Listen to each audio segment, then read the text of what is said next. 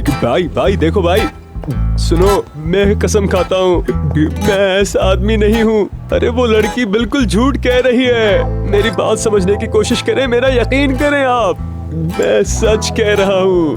बिल्कुल बिल्कुल, यहाँ सब आने वालों की यही कहानी होती है। लगता है हम मुजरिमों को नहीं बेगुनाहों को पकड़ते हैं। भाई मुझे ये समझ में नहीं आ रहा कि मैं आपको कैसे यकीन दिलाऊं, एक बार सुन तो ले। कौन सा भाई?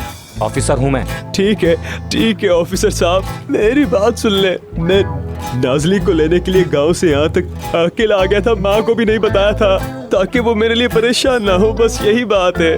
तो उसके बाद में यहाँ आया और उसका पता ढूंढ रहा था मैं, मुझे पता चला कि वो वहाँ पर है, मेरी नाजली। हाँ रुको रुको रुको, खुदा के लिए मेरी बात सुन लो। और मुझे टैक्सी वाला मिला और वो टैक्सी वाला विकास पे का नाम देकर कहीं और ले गया मुझे, और मुझे धोखा दिया। फिर उसने मुझे मेरे ही सांस से मारा और मुझे बेहोश कर दिया।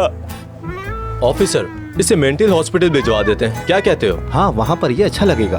आपने ऐसा क्यों कहा? बात सुनो, जो कुछ तुम कह रहे हो ना, उससे लगता नहीं है कि तुम अपने होशो हवास में हो, समझे?